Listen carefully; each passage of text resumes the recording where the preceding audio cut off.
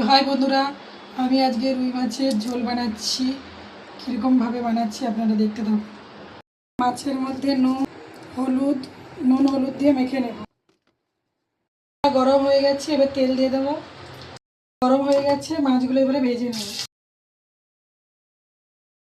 এক পাশ ভাজা হয়ে গেছে, এক পাশ ভেজে নেব। একদম লাল করে ভাজতে হবে।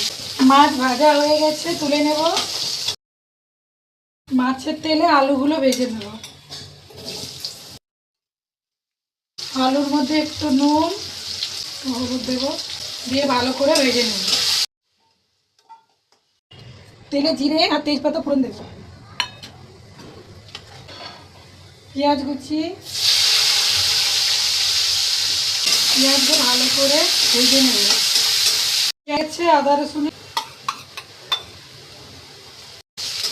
দিয়ে আবার ভালো করে উপর দিয়ে কাঁচা লঙ্কা দিয়ে দেবো,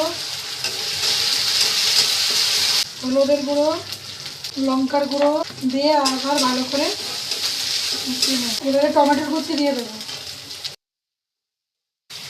নুন দিয়ে দেবো। যাতে মশলাটা ভালোভাবে কষানো হয়ে গেছে, উপর দিয়ে একটু জল দিয়ে দেবো। জল দিয়ে আবারও ভালো করে কষিয়ে নেব। মশলা থেকে তেল ছেড়ে গেছে, এবারে আলু ভাজাগুলো দিয়ে দেবো, দিয়ে ভালো করে মিশিয়ে নেব। ভালো করে কষানো হয়ে গেছে, এবারে জল দিয়ে দেবো। জল দিয়ে ঢেকে দেবো। ঢাকনা খুলে দেখে নেবো আলুগুলো সেদ্ধ হয়েছে কিনা।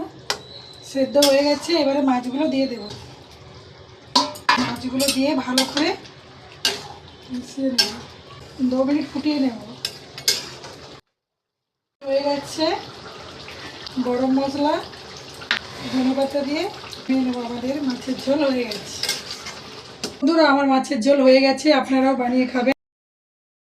ভালো লাগলে লাইক কমেন্ট সাবস্ক্রাইব করে দেবেন চ্যানেলটাকে।